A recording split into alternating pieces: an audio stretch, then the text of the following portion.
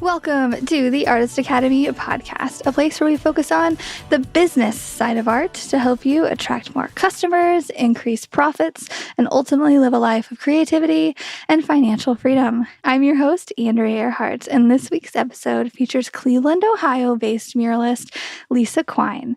I really enjoyed my chat with Lisa. She has this positive energy that comes from someone who has just come out of the thick of building her business, already have figured out so many things, while at the same time she's still in it and growing. And we chatted about her unique pricing strategy, about how she came about this, her standard way of doing things now after years of experience. And she was an open book on money. And I know how much we all like to talk about that. So I think you'll like this. But we even unexpectedly got onto the subject of juggling work with new motherhood, a topic favorite of mine lately, when I realized that she too was expecting a baby very soon.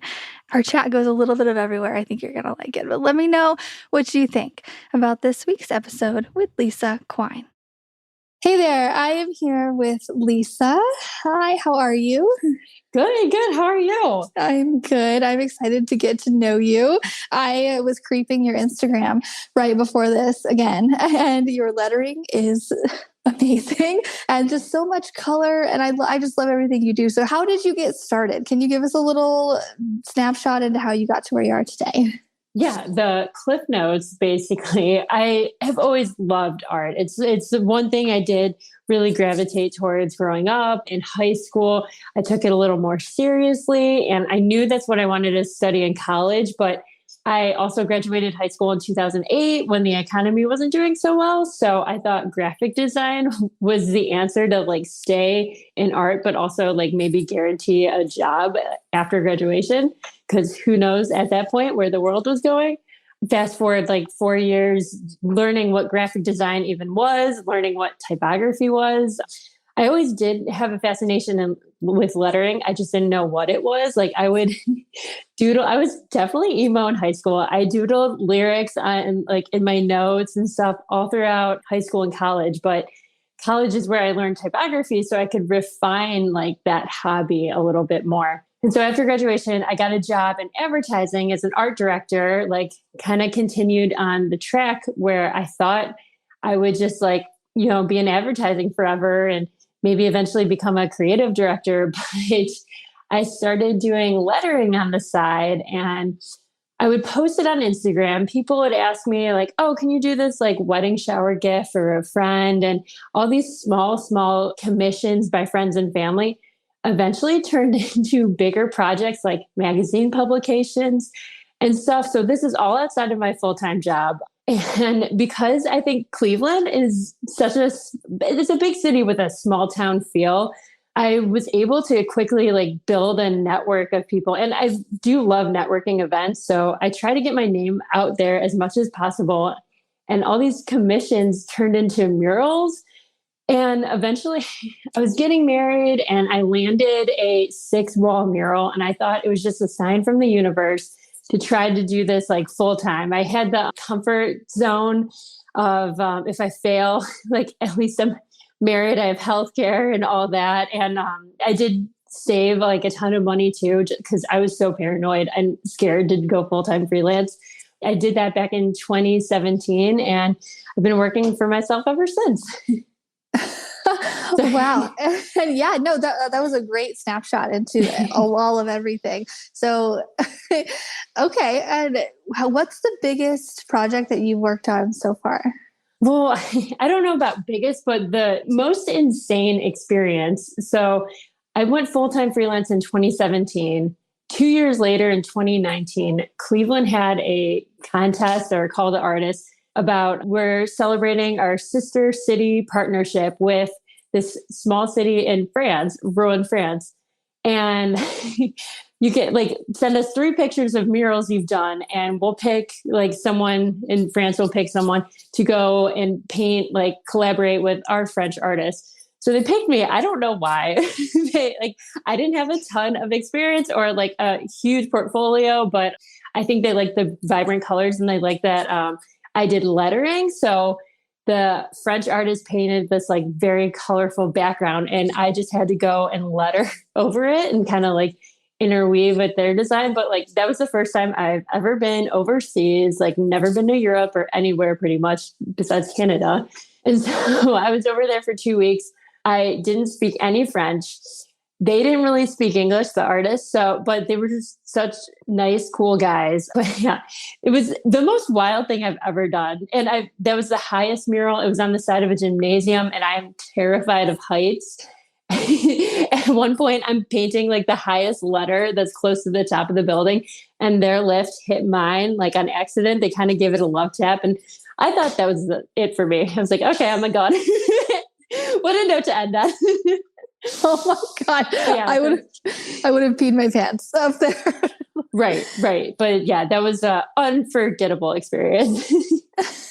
That's so funny. They didn't hardly speak English too. You're like, okay, you want what? I guess pictures show what they want.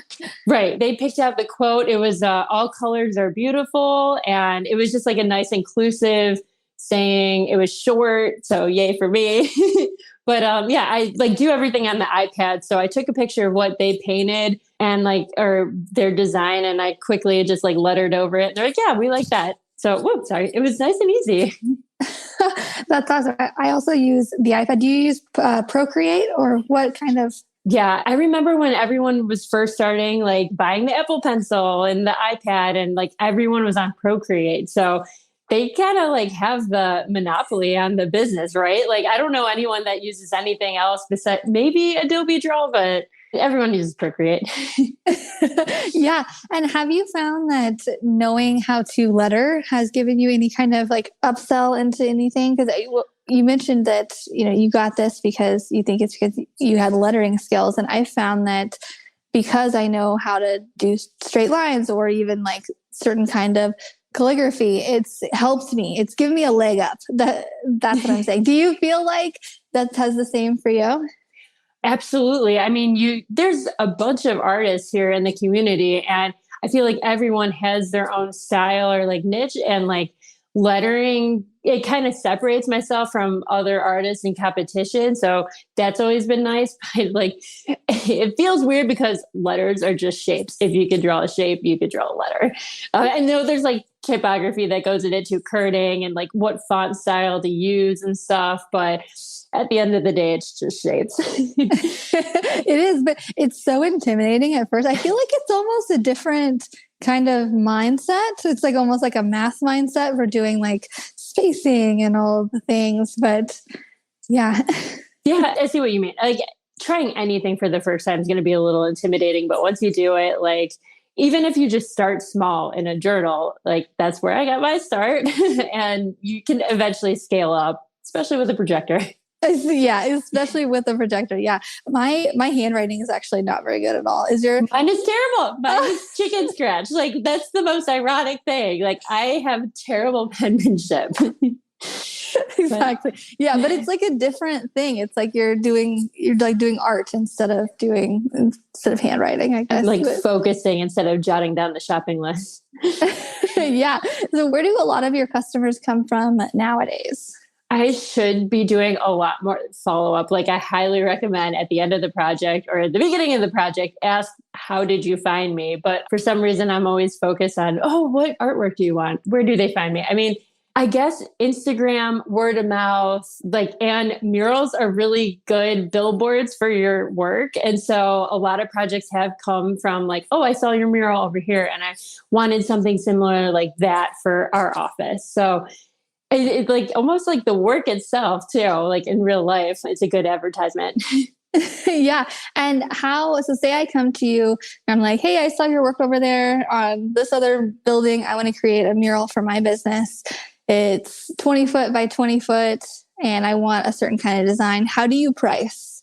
So learning from experience, I used to break everything out. Like if you want 8 colors, it'll be like this per gallon. No, I have since moved away from this model. Like the sketch is going to be this many hours because I do break things down simple, medium, complex, like in those 3 buckets for the design, because my murals are like all over the place, especially with lettering. Like some people just want the logo. Some people want a little more. And so I used to do like, okay, it'll be 8 hours. My hourly rate's this. So that's just the design. And then the mural itself, the installation is this per square foot. Like I said, the paint is this fee. Like there's all these other fees, maybe travel. I've since moved away from that model. Like I'll separate travel costs, but I put everything into square footage now, and I usually stay within like $20 to $30 per square foot based on simple, medium, complex. Okay. Okay. Okay. So if I'm saying that I have a 20 by 20, let's just do it easy 10 by 10 foot. Thank you. And I'm like, I want it to be medium. That's typically $25 per square foot. 25. Especially if it's a 10 by 10, I try to keep it within the $25 range. If it's like the side of a building, I will tend to drop my prices a little bit because I don't know. I find that people, especially around Cleveland, don't really like to pay like the real prices that are around the whole country, basically. Like an LA artist, a New York artist is probably making bank on these giant murals, but Cleveland, where the cost of living's a little lower, I tend to drop my prices a little lower. Again, because the exposure is so good too. Like I sometimes need to be competitive that way. I've gotten projects just because my prices are a little low. So that's an internal battle I'm kind of dealing with too. Yeah, I think we all are. And I saw you're booked until 2023, like spring of 2023, which for us recording right now is like 6 or so months away. So that's amazing. It's mainly because I'm expecting at the end of January, and when is your due date? In November. Okay. Oh my God, that's so coming up. That's so soon. Happy third trimester. Yeah, thanks. Yeah, you too. Well, like you're in the second right now, right? Right now I'm living the high life. Everything's going smooth, and I have energy back and stuff. But like this is our second kid, so after like living through the first one, I know I want to prioritize like being a mom for as long as I can. And so I'll probably take on small projects here and there or work on personal projects like in between caring for a newborn if I have the energy and feel up to it. Yeah, I just wanted to like put it out there that I'm not really booking work right now. I've got work up till the holidays, and then January, maybe I'll take on stuff here and there, but who knows when this thing is coming. Yeah.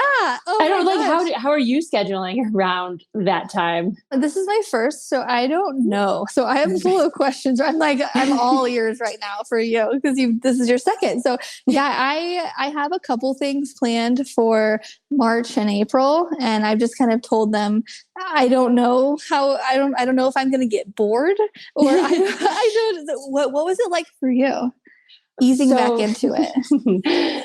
So we moved to Texas at the beginning of 2020. We bought a house, like we were house hunting because I was 8 months pregnant when we moved. Of course. Like, which is wild, wild times. On our moving day, that's when our baby came. I was on all fours telling the movers like where to put the boxes and stuff. And then I'm like, okay, I gotta go to the hospital, I think. Baby comes, and then that's when the weekend the NBA shut down because of COVID, and like it was March 2020, so COVID hit, and like it was just like a weird time in general. I was doing a lot of personal work though, and I feel like I had a ton of like creative energy because we were just sitting around the house. So I was fortunate to get a handful of projects I could handle, like doing a digital mural for a digital conference. And I painted like hairbrushes for Aveda. So those two projects were super helpful. But I wasn't really working all that much during the first year because it was COVID and because I had a newborn. Did you find that it helped you like have a sense of normalcy to work again? Or how are you feeling during that Absolutely. time? You're putting all your energy into keeping this kid alive, and then they nap all the time. And so you're either napping during that time, catching up on sleep, or like if you have nothing to do, you just like pick up a pencil and do art or like something to make you feel normal again. Like definitely me time, mommy time is treasured. Okay, good to know. Oh, that's so awesome. Are you I'm is sure like you seem very busy. I'm sure you'll have like, you'll be able to work too. But I mean, you get to call the shots. You're your own boss. Yeah. Oh, yeah. I'm so excited to go into this phase of unknown things. Yes. Are you having a girl or a boy? We know the gender, but we're not Oh, announcing it yet. okay. I got you. Oh, that's so fun though. How have are you still able to like work as normal right now or? Very good Ish? question. I had a terrible first trimester, but I was still working when I could. Like, I brought every snack under the sun, and like, because I was feeling, I don't know. Some days I wanted a granola bar. Some days I wanted like a bag of Fritos. I was still working, but those 3 months were really, really rough. Just got to do what you got to do, though. But it was a slow period. Now I'm like smooth sailing. I'm like, give me the projects, but I'm at a weird point where I have two projects that are like based around construction schedules and they keep getting delayed. So I'm staying busy. I'm like painting random stuff like paint cans and just like, being a busybody because I'm like that nesting energy is hitting. And so Yeah. I have like 3 personal projects going on right now. Yeah, we did the whole nursery thing not long ago, and I'm like, we still have 2 months to go, and I'm like, can the baby be here yet? Right. The impatient side, yeah. I just had someone come out and spray for spiders because I'm like, a spider might get my baby. I don't know. I love it. And I totally get it. With your last one, when did you stop doing murals? Did you paint up until, or was it like the last month or? Oh my gosh, no, it's crazy. So because we moved to Dallas, Texas, I did a lot of outreach. I tried this campaign where I said I would give you $200 if you referred me for a mural project. Because usually like a small mural project is like 1,000 tops. So it would totally be worth it to pay someone $200 to get my foot in the door, and get a mural project. Didn't work. Okay, I was gonna ask. And that's the second time I've like tried that campaign too. And I just like people said, "Oh yeah, I would love like $200." But it just I thought it would entice a lot more people than it did. Like it's $200 free just to say shoot an email to your boss. Anyway, I sent 70 emails out to different companies I found through like Instagram blogs and just like what to do around the city, like places to go. And so I would like follow that business and send them like, hey, new in town, I do murals. Can I do one for you? And I ended up getting a project. I was like 8-9 months pregnant on a ladder, which I know is iffy, but it was in the Deep Ellum, which is a big neighborhood, like a really artsy neighborhood down there. And the people were really cool about it, but I had the baby like a couple of weeks after that. So yeah, working like right up to that. That's awesome. Okay, so you ended up getting that project though by sending out emails, or how did you get projects at the beginning? So for outreach, it was just cold emails. I put together PDFs explaining I'm new in town.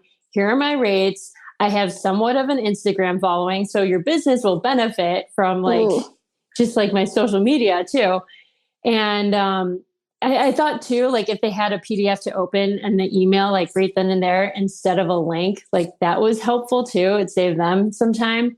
So I had a spreadsheet, all these like 70 companies, basically all of them were no, except for like 2 people that wrote back saying like, oh my God, I love your artwork. Like we'd love to have you. And then one project actually came to fruition. Nice. Because really all you need is one big one to pay the bills for a month or 2.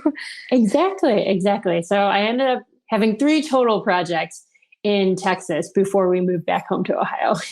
Oh, nice. Okay.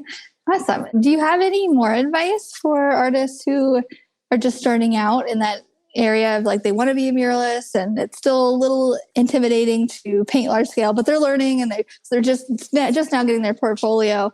Tips on getting business. Oh yeah, definitely. Before you start a fam, I don't know what advice I could give for people that are like a little more later in life and like starting out. But I know in your 20s, you have like all this energy and like kind of like no fear of failing, maybe a little bit of fear, but like you're just so young and full of life still. So like use that energy, go out and like network, go to like the social networking gatherings and stuff.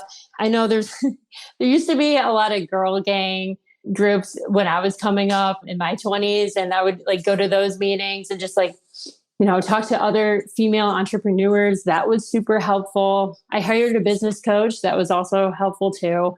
Just someone to tell you, okay, you need to think about your numbers and this is how you do it. Like, yeah, just getting your name out there, posting as much as possible. I know that's super helpful for growing your TikTok, and that's something I'm not doing right now, but a little busy with other stuff. Yeah, just like post. And if you're scared of putting yourself out there, like, you need to somehow overcome that. Like, I think I never had that fear of sharing my artwork, even though like it's so personal. And just like, I posted whatever, like sketches I've done and on the side, and like your whole process, like from beginning to finish. People love seeing your process. So trying to think, this is a lot of advice, right? I can keep rambling. Yeah. Anything that you could think of that would be beneficial too. For murals specifically, like I know a huge issue is like, I've never painted a mural before. How do I get mural projects? Like just find something large, like buy a big chalkboard. Like there was public chalk walls in Cleveland, and I did a few of those and people saw them. So I've gotten a few projects just from doing these like giant chalk murals for fun, photoshopping your artwork on the side of buildings so clients could kind of like see what they're getting too. That's super helpful. Yeah. Just starting to paint anything big, really, for practice. Right. Or faking it with Photoshop. Yeah. Oh yeah. With Procreate, it's getting pretty good nowadays. It looks pretty real. Absolutely. Awesome. Do you have any, I guess, crazy stories before we wrap it up that anything has happened? Lessons learned? Oh my God. Okay. So this has happened to me twice in almost like a year span. This is, I guess, a little more further down the road if you are a more experienced muralist, but I had two on the road, like murals. And before I got there, like I arrived and they're like, okay, you need to be covered business insurance wise up to $5 million, which is an insane amount of money. Like that's usually for like electricians and contract workers, for construction people.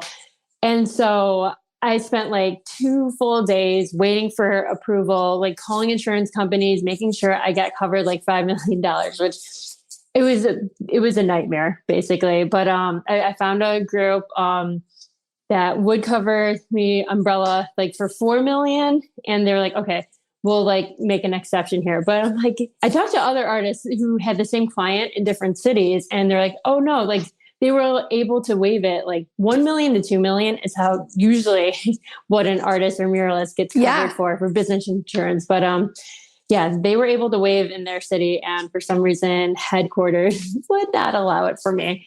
Lucky me. But yeah, you live and you learn. Yeah, all the weird business backhand stuff. You said 5 million. I was like, that seems excessive. So excessive. But like for large construction companies or just like large companies, sometimes they won't budge because those processes are like set in stone. Yeah. So I have a question. What's your schedule like? So for instance, I have Mondays where I'm just no office, or it's office days. I don't paint and I paint the rest of the week. Do you have like certain days that you do like that? Or what is like a 8 a.m. to 5 p.m. day look like for you? Yeah. Back when I didn't have a family and it was just me and my husband, I would work around the clock. Like morning to night, but it was fun and I was learning and it was just like exciting getting new work. So if you can, like, and you're enjoying it and not killing yourself, like definitely, I don't know, have fun with it and hustle to build your business. But once you get established, or have kids, like I work around the daycare schedule. We send my daughter off Monday through Friday from 8 to 4. And then usually I'll hop on a little bit while she's in bed sleeping. So I catch up a little at night, but it seems to work. And then on weekends, like I'll either work to catch up or just like take that time for family time. Yeah. Okay. Good to know. I think my schedule is about to change like that, to like work around daycare. Like, okay, they allow him to come a certain time. So that's what we're going to do. Right. You got to do what you got to do. Yeah. But yeah, mine was very similar to you as well. I was just around the clock up until recently. And it's fun. And then you get a burnout. Did you ever go through any kind of burnout, or was it just like go, go, go? I'm a robot. It was just go, go, go for me, except for when I had kids or when I had my daughter. When we moved back to Ohio, I was hustling hard and I eventually did go through burnout. But I think the burnout was mainly house hunting because the housing market sucked. And so I think that stress played into it, and hormones are just all over the place. I'm experiencing that recently. Yeah. I've never experienced this side of myself. This is different. I know. I tend to, when stuff is going on like that, I tend to revert back to my 14-year-old self, get really emo, but then my artwork gets a little better. I'm like, I'm suffering for art. I try to make it work. Yeah. All the things. There's so many juggling things. Well, it's also helpful to know that this is temporary. What you're going through, all the hormones and stuff, it's just all temporary, and hopefully it'll be normal, and your little bundle of joy will make your day every day. Yeah. Yeah. So I'm just now getting into the real hormonal side, and I'm just yesterday specifically, I just had a day where that's never happened to me before. When does that go away? When does after fourth trimester type stuff? Or? Oh my God. Okay. So after the third trimester, you have your kid, and then the lack of sleep starts happening. And so you're going through all of those emotions where you're just shaking constantly because of sleep deprivation. But it's an emotional high too, because every time they move, cough, hiccup, you're oh my God. So it's truly amazing. And you think you're going crazy because you probably are from lack of sleep, but it's all wonderful too. It's the hardest job in the world, but it's all worth it. Okay. Good to know. I needed to hear that. Or just hearing that it's normal for other people to feel like you're insane. Yes. I'm developing a codependency with my husband. We've both been very independent. I get to do my stuff. I get to do your stuff. Then we come together and we have fun. But now I'm wait, don't leave. I'm who am I? I can relate to that so hard. Oh, really? Okay. So yeah, definitely. Yeah. I was you looked at me weird. Why are you looking at me weird?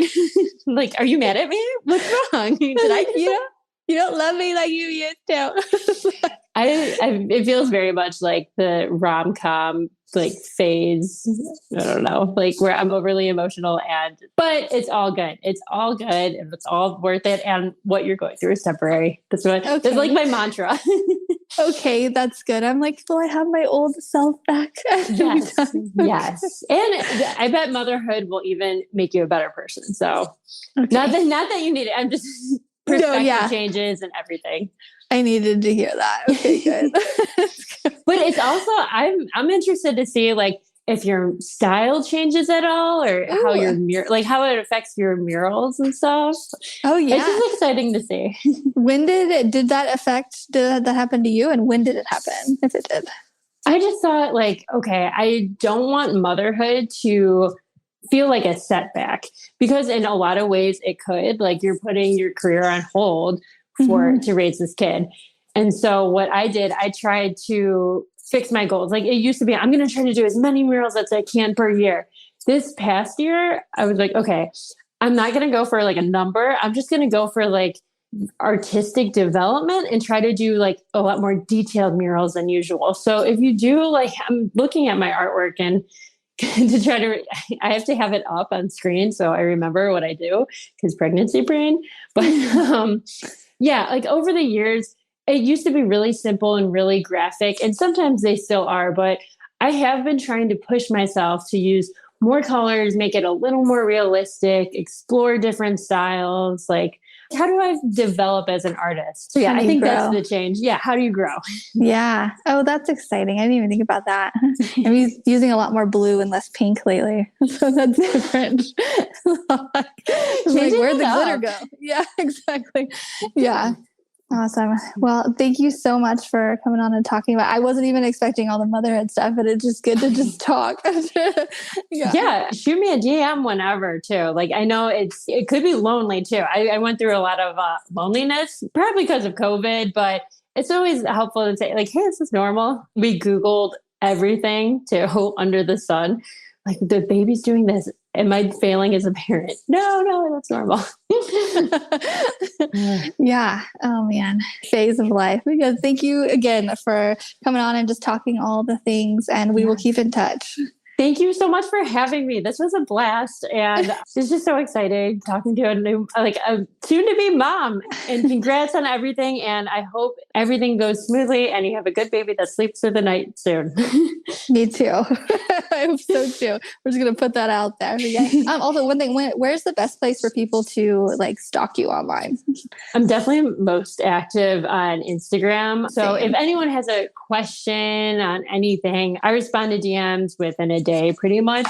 So you can find me at Lisa_Quine. That's Quine. And that's it. Lisa Quine. Okay, I'm glad you pronounced that. Okay. I get a ton of different pronunciations. It's a weird one. So I've heard everything. Perfect. Awesome. Okay, well have a great rest of your Monday. Thank you. You too. And that's a wrap. Thanks for listening to another episode of the Artist Academy podcast. And if you like hearing interviews just like this in your ear, if they inspire you, then I want to encourage you to go download the Audible version of my new book, Mural Money. It's a condensed version of basically all of the best tips given here on the podcast from guests, plus my own words of wisdom to help you get started in any art industry, plus stories of some hard lessons learned that I have never told before. You can pick up a copy at muralmoney.com. And again, I highly recommend the Audible version. I put a lot of tender love and care to make sure the Audible was extra special. It had some extra goodness in there. And it's really for any artist, but especially those wanting to make a profit from a paintbrush. Muralmoney.com. That's it. I'll see you next week.